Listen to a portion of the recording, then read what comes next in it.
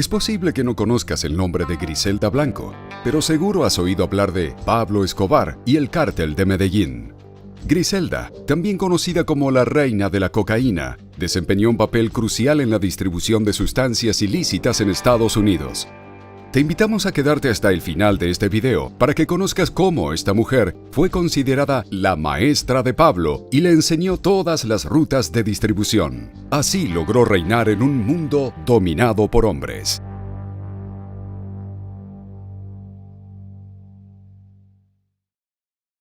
Griselda Blanco, la reina de la cocaína. Hola amigos, bienvenidos a Encarcelados. Mi nombre es Mariano y en este canal, 3 veces por semana, te contaré las más impactantes historias que han llevado a muchos tras las rejas. Quédate conmigo para escucharlas, pero antes, te pido que te suscribas a este canal y le des un me gusta a este video para que sigas escuchándome. Sin decir más, comencemos. La vida de Griselda Blanco ha sido un enigma desde sus primeros días. Su nacimiento, ocurrido el 15 de febrero de 1943 en Cartagena, se vio envuelto en misterio según varias fuentes. Ana Lucía Restrepo, su madre, concibió a Griselda después de ser vulnerada en su intimidad por su patrón, Fernando Blanco, en la finca donde trabajaba. El secreto de este nacimiento llevó al despido de Ana, cuando la esposa de Fernando descubrió la verdad.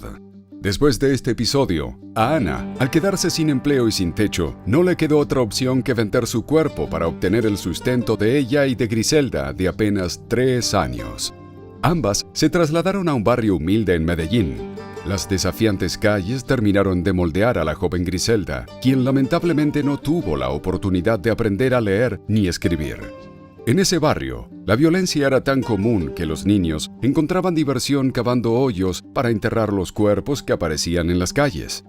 Sin perspectivas de un futuro diferente, muchos niños, desde una edad temprana, recurrieron a delitos menores para sobrevivir. Griselda, a los 11 años, optó por una salida poco convencional y se convirtió en una experta carterista, pero su ambición iba en aumento. Y fue así como Griselda, junto a un grupo de niños, descendieron de las colinas que rodean Medellín a las llanuras donde vivía la gente acomodada. Allí raptaron a un chico de 10 años de una familia colombiana adinerada. Ella y sus secuaces escondieron al rehén en sus barrios marginales de las colinas y lo mantuvieron cautivo durante 15 días mientras intentaban extorsionar a su familia. Desafortunadamente para todos, la familia adinerada no fue comunicativa. Por ello, el grupo de niños le entregó a Griselda un arma, desafiándola a dispararle. Quizás al vivir en un ambiente tan plagado de violencia, Griselda, a tan corta edad, ya estaba acostumbrada a la idea del derramamiento de sangre. O tal vez fuera simplemente su naturaleza. De cualquier manera, puso el arma en la cabeza del niño y apretó el gatillo sin temblarle el pulso. Ya la adolescente había cruzado un umbral que no tenía retorno. Continuó con su vida delictiva y a los 14 años abandonó su hogar. Se asegura que esta decisión se debió a que sufría violencia sexual por parte de su padrastro. Ya siendo quinceañera, era una temible delincuente, algo que aparentemente le generaba un atractivo extra, al menos para algunos hombres. De entre todos los pretendientes que tuvo para escoger, se casó con Carlos Trujillo en 1960. Él era un criminal dedicado a falsificar documentos de inmigración y a enviar inmigrantes ilegales a los Estados Unidos. Juntos recibieron 3 hijos: Dixon en 1962, Uber en 1964 y Osvaldo en 1968. Carlos trabajaba para un capo del narcotráfico llamado Alberto Bravo, y con el tiempo ascendió a ser uno de los hombres de confianza de Alberto, encargándose de la gestión de la entrada de cocaína a Estados Unidos. En 1969, Carlos se estableció en ese país junto a su esposa e hijos. Mientras él desempeñaba sus funciones para Alberto, Griselda inició una relación tanto amorosa como profesional con el capo, que obviamente transcurría a espaldas de su esposo. Poco tiempo después de establecerse en Miami, Carlos falleció debido a cirrosis, aunque hay afirmaciones que sugieren que su deceso pudo haber sido provocado por la propia Griselda. Al enviudar, sin experimentar un gran duelo, tomó el mando del negocio y poco después se fue a vivir con Alberto. Más que el amor, A Griselda la movía el interés. La pareja logró hacer funcionar el negocio con gran éxito y se mudaron a Nueva York para controlar el mercado de la cocaína en esa ciudad. Sin embargo, con el tiempo, Griselda empezó a destacar más que su esposo, eclipsándolo en la operación. Para imponerse en un mundo dominado por hombres, ella utilizó la crueldad para infundir respeto, recurriendo a las peores atrocidades contra sus enemigos.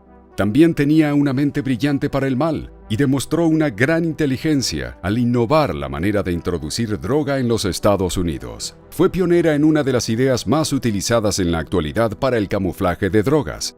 Griselda identificó que las autoridades policiales no solían sospechar de las mujeres como posibles comerciantes o transportadoras de estupefacientes, lo que las convertía en las indicadas para ejercer el conocido rol de mulas. Con una actitud coqueta e inocente, las mujeres seleccionadas por Griselda comenzaron a transportar el producto ilícito, generalmente oculto en su ropa interior. Fue así como decidió crear una empresa de confección de lencería en Estados Unidos para encubrir sus actividades. También fue conocida por ser la primera narcotraficante en contratar sicarios para eliminar a su competencia e infundir el miedo en todo Medellín. Su poder era tan imponente que llegó a liderar el cártel de esa zona y expandió sus operaciones tanto en Colombia como en Estados Unidos. En un breve periodo, creó rutas por mar, tierra y cielo para ingresar la sustancia ilícita a territorio norteamericano. A mediados de la década de 1970, los contactos que ya había establecido con la delincuencia estadounidense fueron clave para convertirse en el puente entre los productores colombianos y los distribuidores del país receptor.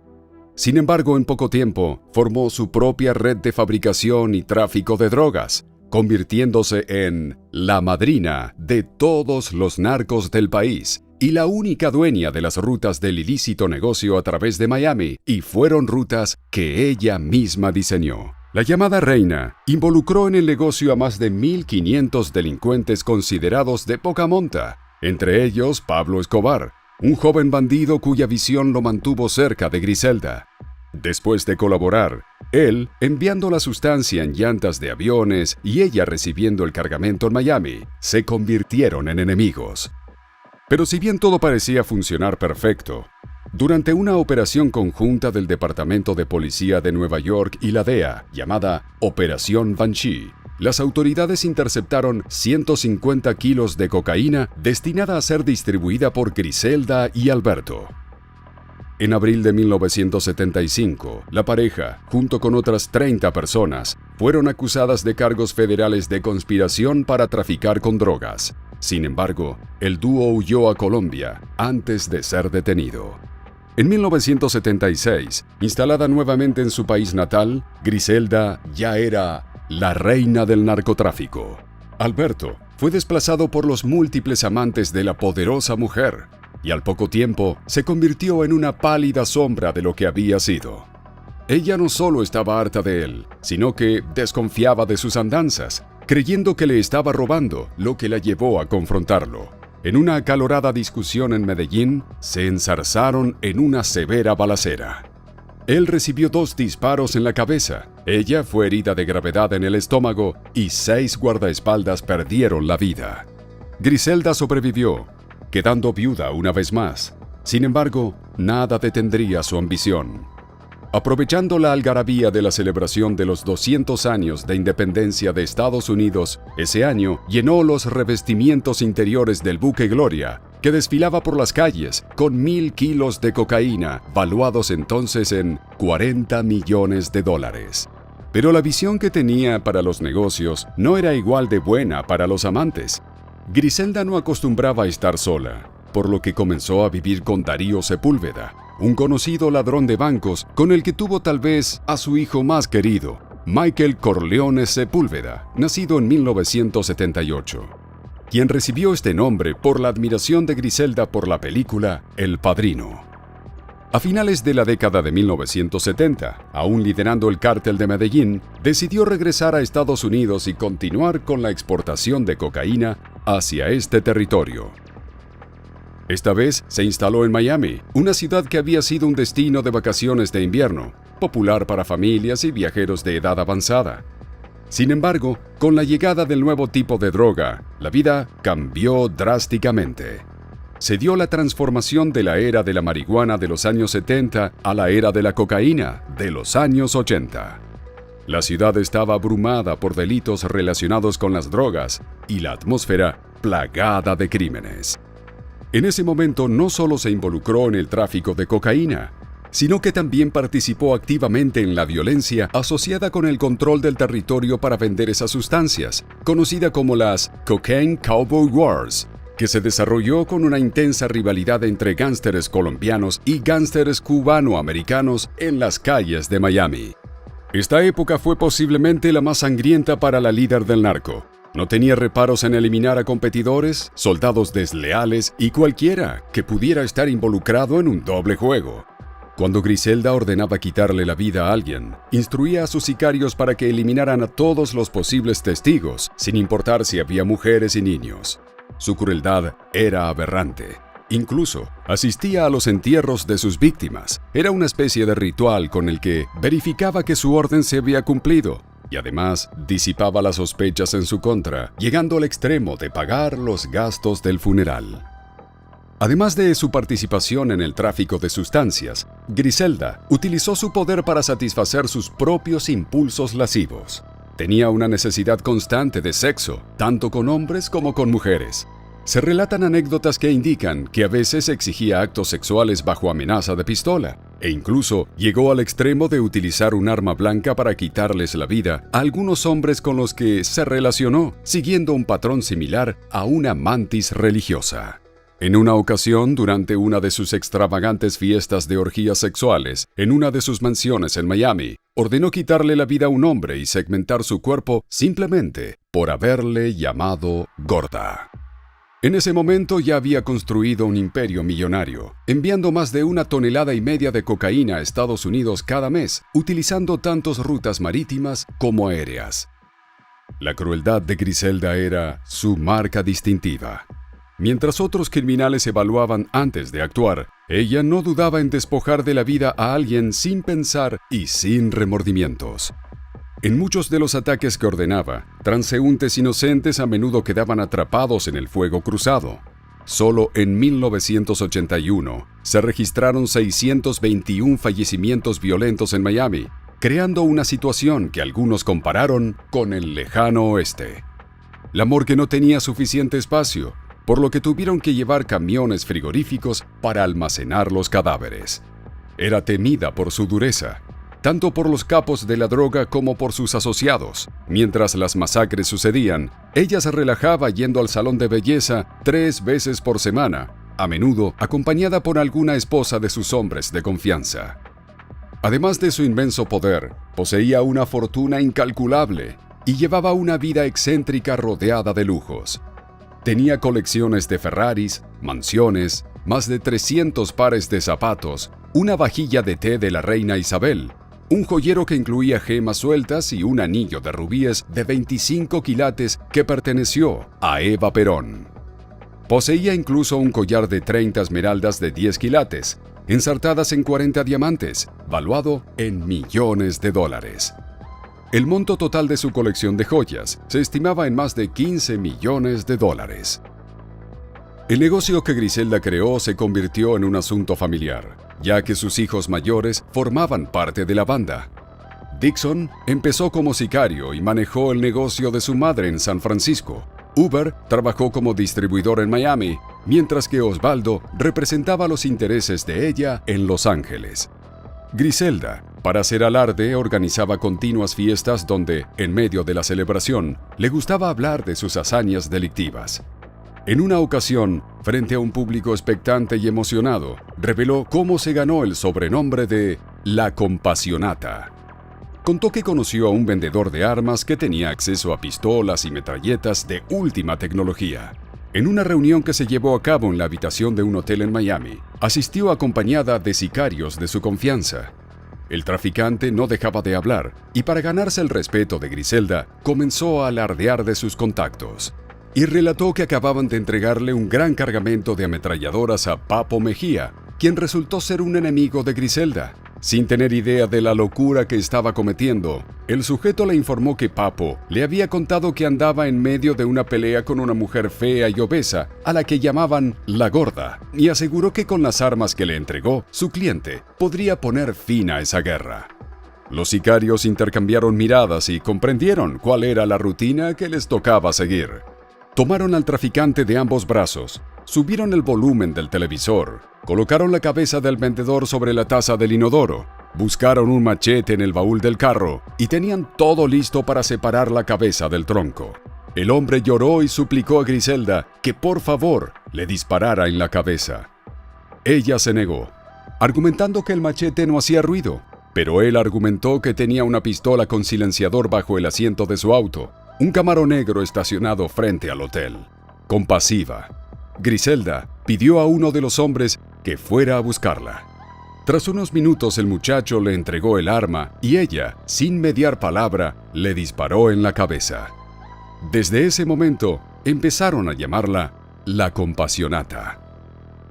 Descontrolada por tanto poder, la mujer cometió el error más costoso para un capo narcotraficante. Comenzó a consumir cocaína, lo que intensificó su paranoia. En esa época sufrió un estrepitoso fracaso. Un vuelo que transportaba 600 kilos de droga desde la ciudad de Cali a Estados Unidos fue detectado y las autoridades incautaron todo el cargamento. Fue el mayor golpe dado al narcotráfico colombiano hasta ese momento. Como represalia, en julio de 1979, Griselda ordenó la masacre de Dadeland. A plena luz del día, en un concurrido centro comercial, dos enemigos de la reina de la droga perdieron la vida tras recibir múltiples impactos de proyectiles. Este evento consolidó la reputación en Miami como la ciudad más violenta de Estados Unidos. El derrumbe de su imperio había comenzado. Además, con las primeras capturas de narcotraficantes colombianos, la DEA obtuvo historias a cambio de beneficios judiciales para los extraditados. También contaron con la ayuda de un sobrino de Alberto, el primer esposo al que le quitó la vida, quien la perseguía con francotiradores con la intención de eliminarla. La DEA estaba tras la pista de Griselda, y a principios de los años 80, el abuso de las drogas y el alcohol la convirtieron en una presa fácil para los agentes. A pesar de los desafíos, logró mantener sus negocios. Sin embargo, enfrentó un difícil episodio cuando Darío se separó de ella en 1983, y como tenían un desacuerdo sobre quién debería tener la custodia del niño, él se llevó a Michael, de 4 años, a Colombia. Griselda era una mujer obsesionada con sus hijos de manera casi enfermiza. Un ejemplo de su comportamiento tan extremo fue cuando planificó un atentado contra su sicario Jesús Castro, porque días antes, este había pateado a uno de sus hijos. Sin embargo, Jesús, quien estaba dentro de su auto con su hijo, milagrosamente se salvó de la lluvia de balas que su jefa había ordenado. Lamentablemente, el niño, de apenas 2 años, recibió 2 disparos y falleció. Ante la noticia, Griselda simplemente comentó que ya estaban a mano. Desesperada, Griselda mandó a seguir a Darío y Michael. Luego de un mes de búsqueda, los sicarios de Griselda le informaron que su ex esposo junto a su pequeño estaban en Medellín. Ella contrató a hombres de su entera confianza y los disfrazó de policías. Fue así como mientras Darío iba con su hijo hacia el médico, los sicarios vestidos de policía los interceptaron e hicieron bajar del automóvil y allí mismo, delante del pequeño Michael, le quitaron la vida a Darío. A raíz de este hecho, Griselda se ganó el apodo de la Viuda Negra. Esa misma tarde, el pequeño Michael fue puesto en un avión. Su mamá lo recibió en Miami, llorando profusamente, prometiéndole que un día se vengaría de aquellos que le habían arrebatado la vida a su padre. Aquellos que la conocieron de cerca afirmaban que Griselda era una consumada actriz. Mientras tanto, la DEA continuaba sus investigaciones y calculaba que Griselda había logrado introducir más de 300 toneladas de droga, distribuyéndola en las calles de Nueva York, Miami y Los Ángeles. Viéndose acorralada, se instaló en una modesta casa en California. Sin embargo, las autoridades estadounidenses la capturaron la madrugada del 10 de febrero de 1985. Fue arrestada junto a sus hijos Dixon y Osvaldo. Ambos recibieron condenas de 10 años. A pesar de su extenso prontuario criminal, Griselda recibió una condena menor de 20 años, en lugar de la pena de muerte o la cadena perpetua solicitada por el fiscal. Esto se debió en parte a que el principal testigo en su contra, su ex guardaespaldas Jorge Rivi Ayala, fue desacreditado al descubrirse que había mantenido conversaciones sexuales con miembros de la fiscalía, lo que afectó la credibilidad de su testimonio. Además, las millonarias sumas de dinero con las que Griselda sobornó a otros testigos para silenciarlos también jugaron un papel crucial en la reducción de su condena. Aunque estaba tras las rejas, su poder se mantuvo, ya que desde la cárcel ordenaba quitarles la vida a sus enemigos. Durante su tiempo en prisión, sus secuaces la visitaban y su hijo Michael, quien estaba bajo resguardo del Estado, solía ir a verla todas las semanas. Fue durante su tiempo en prisión que conoció a su último amor, Charles Cosby, un afrodescendiente 20 años menor que ella, quien era un pequeño narcotraficante de Oakland, una ciudad situada en el área de la bahía de San Francisco. Él le enviaba cartas de amor sin conocerla, y Griselda lo mandó a llamar. Al verlo, le dio un beso en la boca. Pronto Charles se volvió millonario dirigiendo esa industria.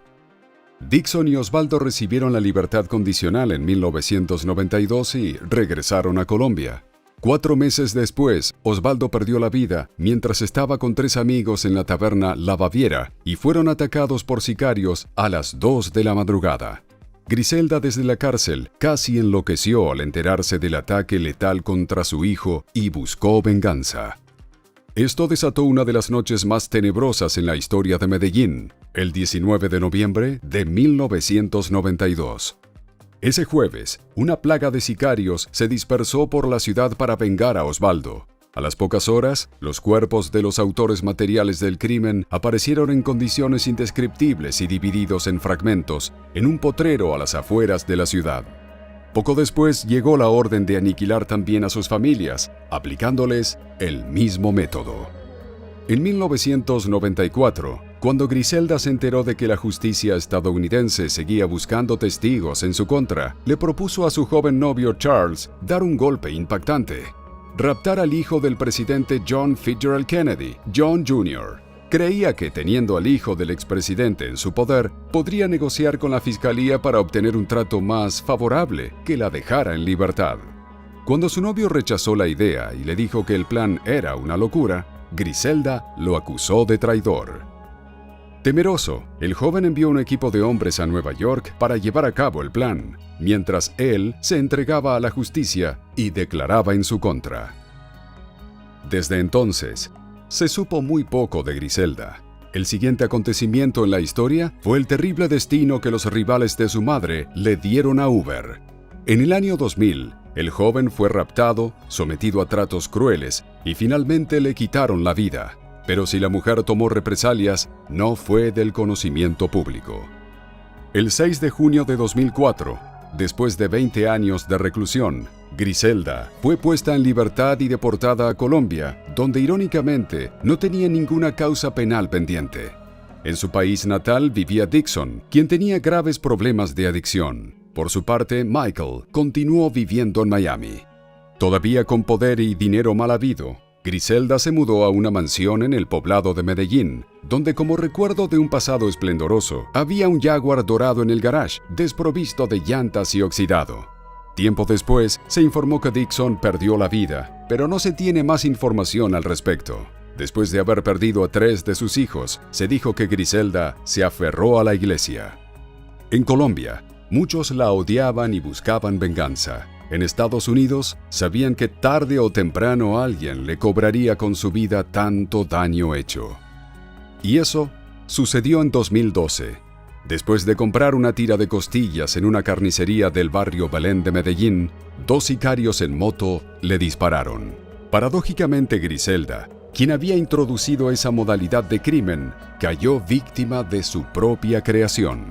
Mientras tanto, su único hijo que continuaba con vida, Michael, también involucrado en la distribución de drogas, fue puesto bajo arresto domiciliario en 2012, después de ser arrestado por 2 delitos graves de tráfico de cocaína y conspiración para traficar cocaína. Michael finalmente abandonó la actividad que tantas tragedias trajo al mundo y en la actualidad vive en Miami.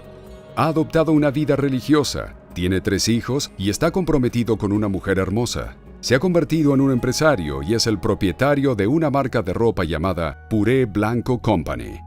Mientras tanto, su madre fue enterrada en el cementerio Jardines Montesacro en Itagüí, Colombia, a tan solo 120 pasos de la tumba de su apadrinado Pablo Escobar Gaviria. Y así terminó un imperio que ni la mejor película de Hollywood hubiera podido escribir.